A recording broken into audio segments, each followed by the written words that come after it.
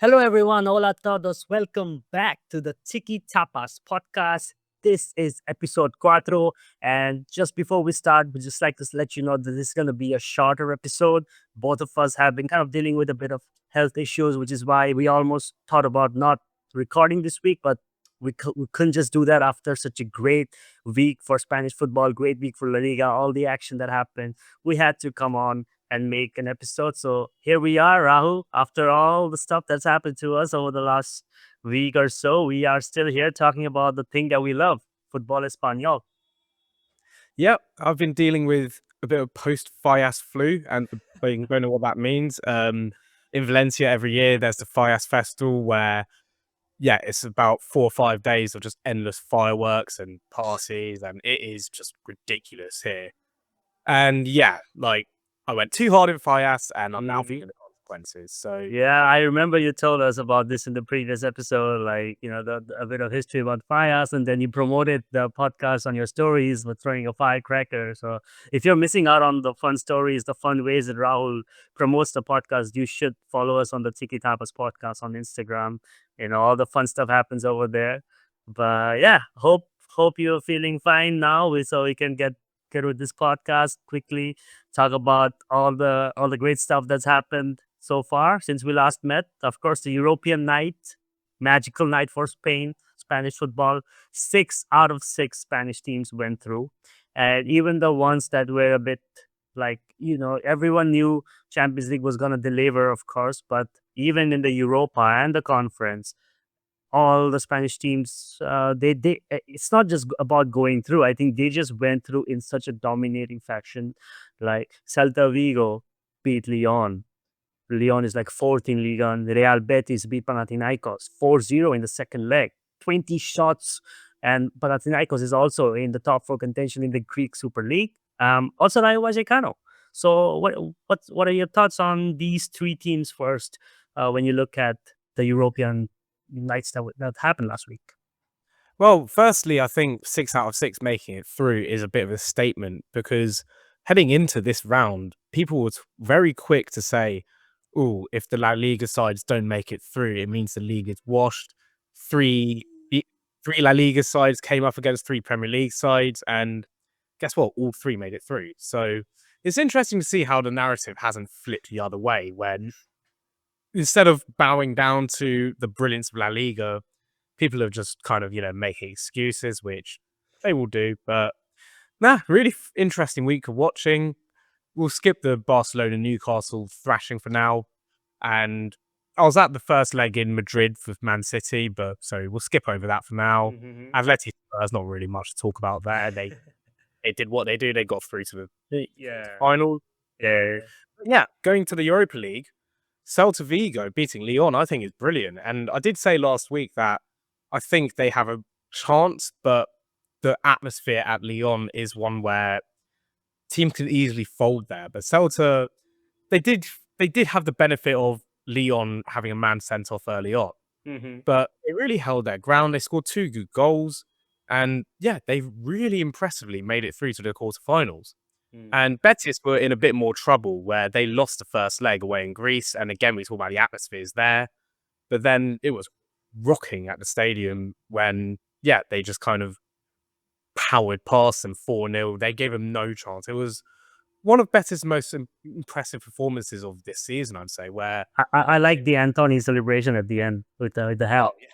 Right, it's just iconic. it seems like they were in a really good mood and they were just flowing, and they were playing to their full capacity, which is what I don't often see of them this season. And then Rayo as well, they're in such a tough spot off the pitch.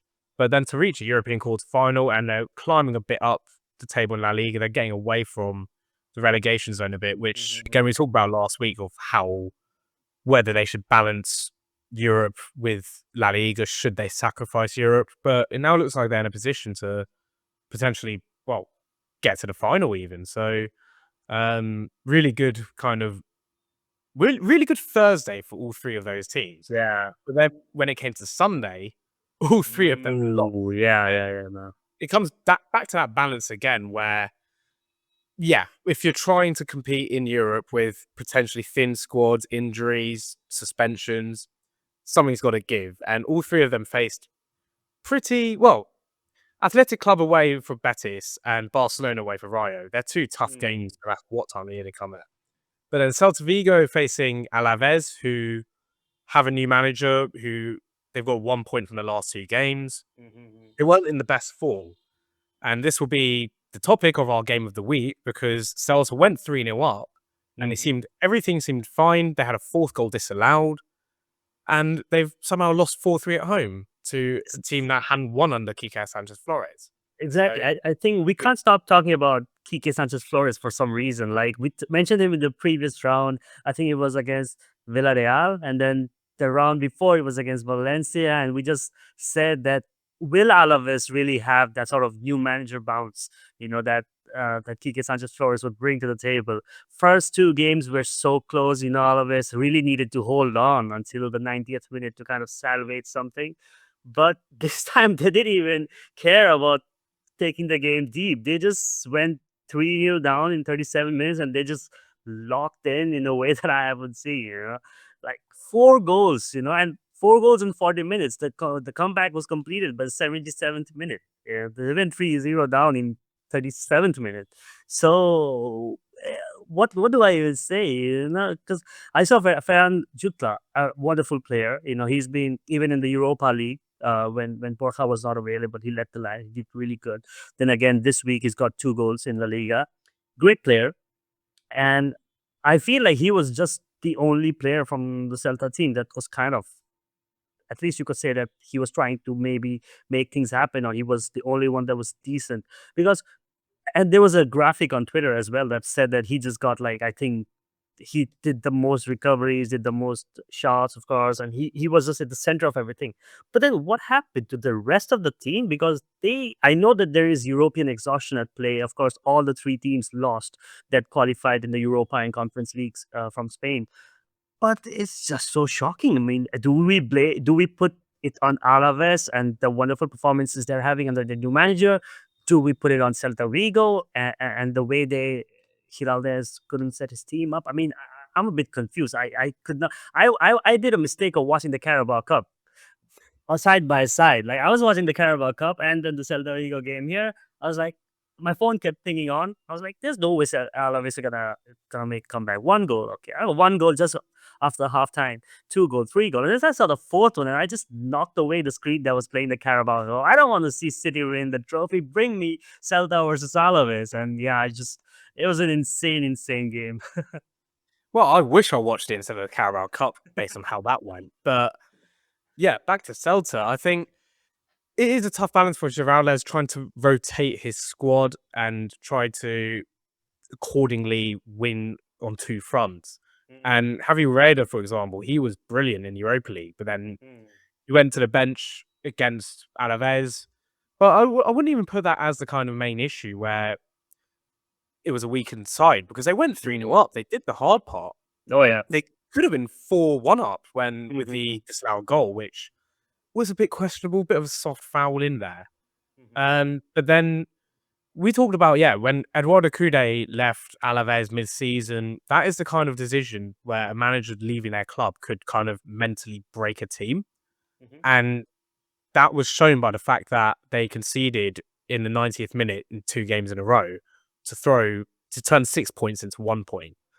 And here they were on for a loss. They were sliding down the table. Yeah. But out of nowhere, they just found this kind of drive to get forward and to attack the space. And I guess Celta did run out of legs as well. I think it's just Yeah. a perfect storm of both.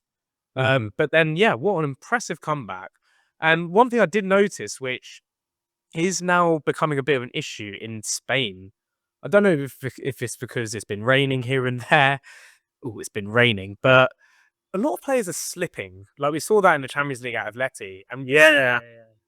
at Celta now, like at least 2 of the goals Celta conceded to Alaves, it came from kind of a defender in possession, giving the ball Yeah. away properly, something about the turf where they don't feel great, and Mhm. something I'd love to see maybe some stats about it if anyone Yeah. has. But that was something I noticed where why are these players all slipping? Do they need to change boots? Um, There has been but a lot of rain in Spain, to be fair, from like December to. I mean, I'm talking about Madrid. I don't know about everywhere else, and because I read the report that Atleti's pitch coordinator put out because everyone was slipping. The Spurs game, the Barca game, Joan Garcia couldn't control a ball that bounced at him awkwardly, and then Antonin Kinski had a nightmare because of that area of the pitch, and it's always the left side of the pitch at Atletico Madrid, if you notice. So there were a bit of a questions. I also wrote an article about it, but I could not really go deep into the research. I only did like surface level investigation. But I'm really interested to see if there is anything. What is going on? Is it the rain? Is it the weather? Has something changed in Spanish topography? What is going on? Like if someone would do some investigative piece about it, I would be happily would invite them to this podcast and like give them a place to like speak out because it's so strange, honestly. Players slipping and sliding like it's Disneyland or something. So yeah, it's just a bit strange. and yeah, like I'd love to. I'm so fascinated by it because it's been happening more, and it was really noticeable at Celta.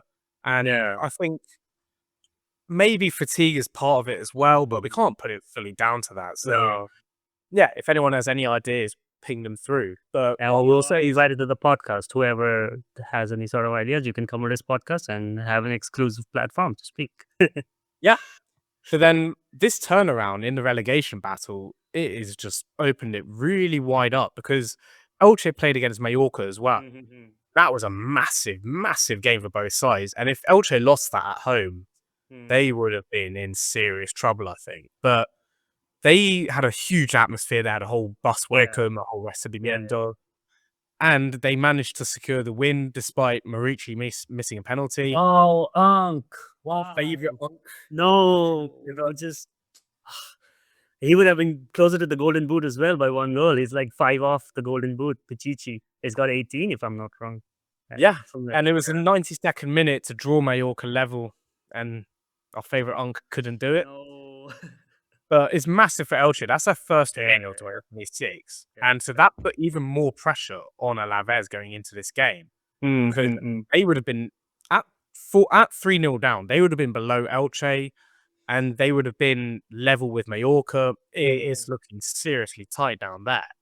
But the fact that they not only managed to claw their way back in to go 4-3 up at Balaidos, Yeah. but then in the final seconds of the game, Celta fired a shot. Yeah. He is destined for the top corner. And Severo, who's a goalkeeper I really like his quick reflexes. He pulls out an unbelievable save. And that's the kind of moment that coming back from 3-0 down to win, first win for a new manager, last minute save on a same weekend where Walker missed the drop points with a missed penalty. That feels like a monumental game where it could keep Alaves up. It could give them the springboard to go progress and start winning more games and just climb up the table. Yeah. Yeah. And now Alaves are level with Sevilla, and Sevilla also lost this weekend at home to Valencia. Yeah. There's a serious few Yeah. coming up. Yeah, the war is coming. The war is coming. The 16th now, 31 points, 3 points off of danger. And the whole Elche Mallorca game kind of shifted the dynamic as well. And if you look at the other side as well, if Celta had won the game against Alaves, they could have probably leapfrogged Betis to go into fifth. Yeah, but they missed their chances, and now they remain sixth. But that end of the pitch is also that end of the table is also pretty tight. It's tight towards the bottom. I think we are in for a treat in the last 4 or 5 match days. Everything changes up. A lot of teams will have extra motivation because they know the possibility of going down is really happening. It's looming around, and they will just like put it all in. They will try their best. But yeah, what a great time is coming up for Spanish football and La Liga, especially with domestic competitions and continental competitions as well. Yeah, and even at the bottom, there was another game which was incredible this weekend, which was Levante Real Oviedo, 19th against 20th. You don't, in other leagues, you think there's not much to see there, but this was ridiculous. Some incredible goals, drama, and I'm a bit biased because I live in Valencia, but I wanted Levante. I want Levante to stay up, even though I do like Real Oviedo. And so I'm glad they got the win. I think it's now, Yeah. unfortunately, I think it's too far gone for Oviedo. I think they're Yeah. down. I Mhm. think the main cause or a good big factor in their going down is the fact they sacked Veljko Paunovic early in the season, and then the president started talking about his European ambitions. Mhm. And this is a team now were outside of the relegation zone when they sacked the manager and got them promoted. Mhm. So you reap what you sow in a way. And yeah, it's a shame for Oviedo. It's a shame for their fans. It's their first season back in 26 years. And Mhm. they unfortunately barely laid the glove since Paunovic Mhm. left. But Levante is still in the race. Elche was 17th. They could climb up. I think Alaves have to play against both Elche and Mallorca in the That coming could week. be a decider, yeah. That That's going to be make box or office. break. Yeah, that's And, gonna be crap. and we've talked about the kind of new manager bounce at Alaves, where it's taken 3 games, but Quique Sanchez Flores has them fighting. Yeah, The same yeah. can't be said for Martin Demichelis and Mallorca. I think it's all it's a tough job there. Mm. Mhm. And yeah, like the games they've had, the unluckiness of your most reliable player missing a penalty in the last minute, you do fear for them. And I think Elche just have so much quality despite not winning until now in Mhm. 2026. And I'd probably back them to stay up over Mallorca. But this weekend was insane in that regard. Like there weren't, Yeah. apart from the Madrid derby, there weren't really too many high ticket games, if you want to call them that. But No, definitely. my attentions were firmly focused on the relegation battle, and that felt like Yeah. a disappointed weekend. Yeah, one thing I would like to point out is that if, like, I think it's pretty much. I mean, I don't want to come into absolutes, but I think Real Oviedo would probably likely go down unless they can really pull their socks up. But if Real Oviedo goes down, Levante goes down, and by some tragic event, Elche falls back in the relegation zone and they go out, that means all the three teams that came up will go straight back down. That is not a good look for the league because it shows the gap between La Liga 2 and Primera División. But I feel like with the teams that are coming up, Real Racing is flying at the top of La Liga 2. Deportivo La Coruña is second, so historic team could be coming up. And then in La Liga 2 as well, from third to sixth is so tight. Could be anyone, could be Malaga, could be I don't remember the names. I think a lot of good teams. Yeah, Castellon is there, so it's like if the teams come like every time teams come up from I think Almeria as well, Ronaldo's the team that Ronaldo bought. I think whenever these teams come up who haven't tasted first division football in so long, I always root for them. I want them to stay up. Like you just came here, stay, make yourself at home. Don't go back so soon. And I also want to see like teams like I know if Almeria come up or Las Palmas come up, they've been in La Liga recently, comparatively compared to like Racing or Deportivo La Coruña. So I always would like if I need to have a bias towards teams that are coming up, I would always pick teams that are historic or teams that have either never been in La Liga before or have like been but has been a long time since they were last year. So that's why I'm rooting for Racing Santander and Deportivo La Coruña. They are my primary two teams that I want to see back up. But again, we talked about this previous episode as well. We don't want to see teams like Elche go down. I don't want to see Oviedo go down again. So it's such a conflict of interest when that topic comes up. But everything will sort itself out in like 2 months or so. Uh, it's a terrible thing to think Yeah, about.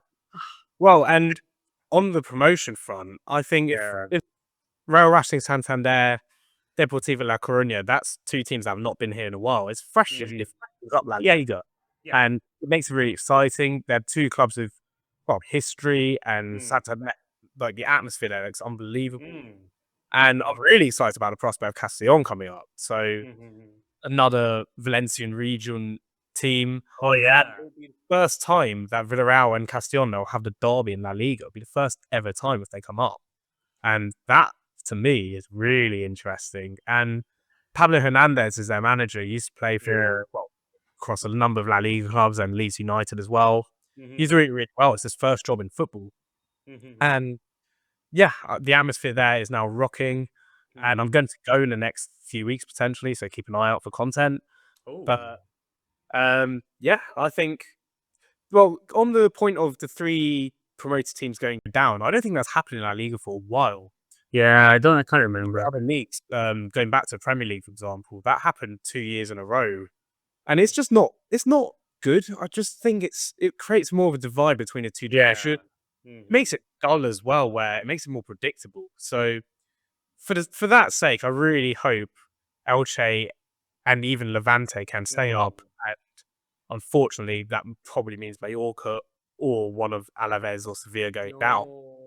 Sevilla going down would be monumentally bad. Dude, Sevilla going down before Valencia will never be on my bingo. It'll never be on my cards. I would always think it would be Valencia because when you look at these historic teams, Sevilla and Valencia are the ones who've been flirting with relegation. And like, I would always put Valencia going on first over Sevilla. What are Sevilla doing? How are they finding themselves in this position every day? And look, Sevilla, what are you doing? What are you doing? Jesus. You can't be relegated if Vic's got a flag from your team. So you gotta pull your finger out, guys. Like, and it's yeah, it is mental how quickly they've fallen off. Where 3 years ago they won the Europa League, but sorry for there that they were on the decline, not to this extent. And if they go down, then a lot of debt. They are a mess in terms of ownership. The fans are fuming. It would be a disaster of monumental proportions if they were to go down. And so let's say I hope they don't. And I mean, that would be one of La Liga's biggest clubs going down. Like I can't even think of a similar example in the last decade. Malaga maybe, but even then, Sevilla's different level. Like this would be one of the most shock relegations ever if they were to go down. And yeah, like it makes it ride or die in these next few weeks. Like that relegation battle, as we said, is one to keep an eye on. Almeida, bro, you gotta pull up, you know.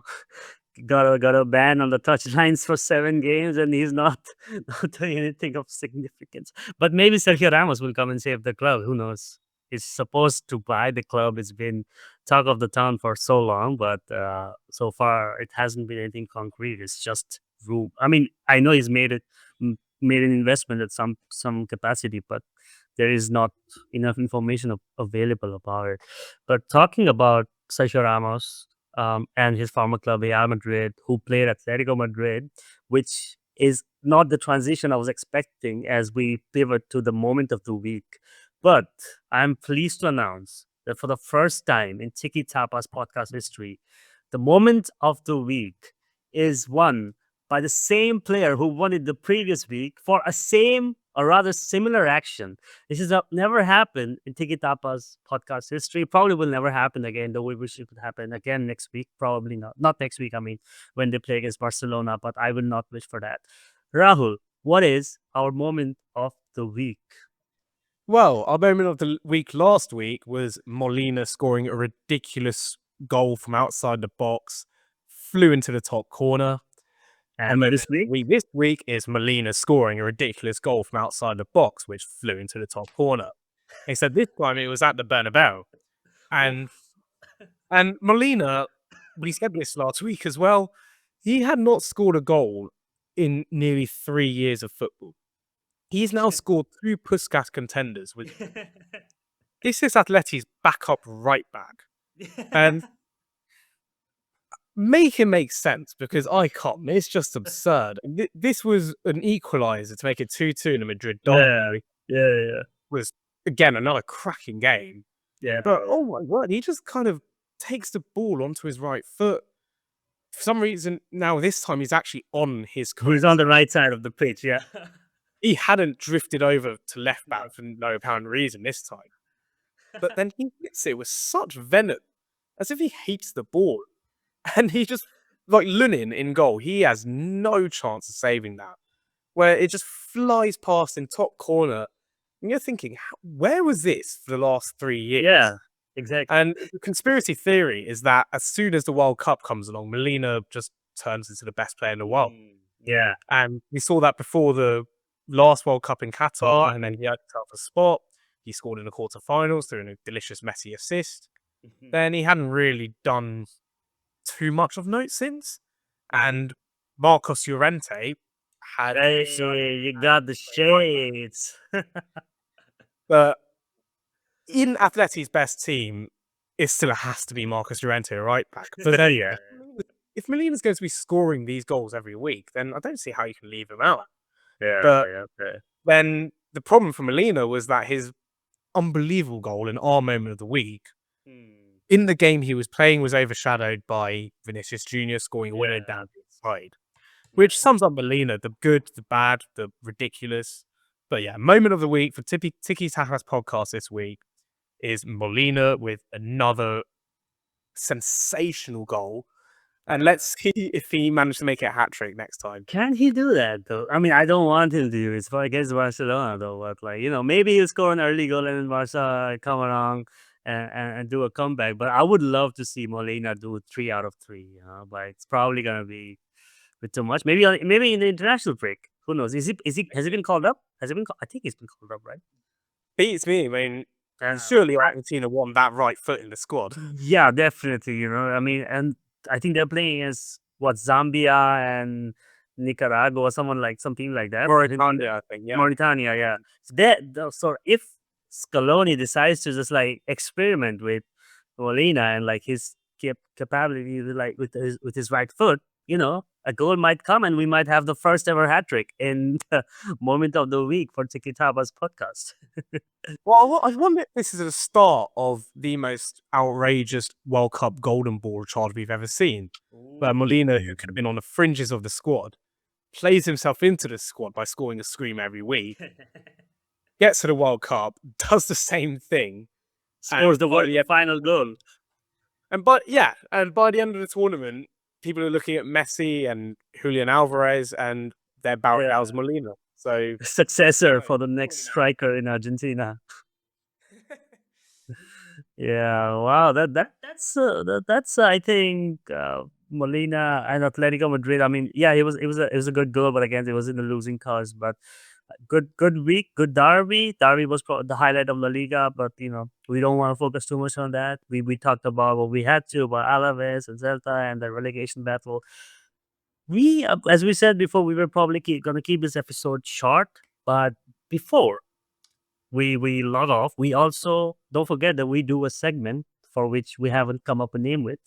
Let's just call it El Divertido for this episode, where we try to like share some anecdotes, or we try to play some quiz, some kind of fun facts. We drop some information. I have a game for you, Rahul. It's the oldest game in the book, one of the oldest games in the book. It's called Yo Soy, which I just came up with the name, even though in English it's my name is, but I'm saying it Yo Soy. And the game is simple. I will give you 3 clues. It's about a player. He could be playing in La Liga now, could have played in La Liga before. Maybe he's Spanish, maybe he's not. I'll give you 3 clues, very simple clues. Every clue will give you a more idea about who the player is. You get 2 guesses for 3 clues, right? If you can't guess within 2, if you do 2 answers wrong, you're out. You can't guess the player. If you still can't guess the player with the 3 clues, I'll give you a bonus hint, and that's like do or die. It's sudden that you cannot mess that up. And the bonus hint will be very simple. It's probably gonna make it more easy, but it's about how early you can guess the player, right?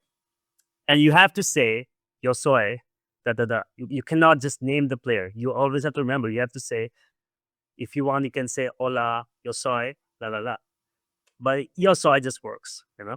So are you ready? Do you need to like warm up, or do you need to like refresh your mind, get some ginger tea in your system? Do you need to prep? Estoy listo.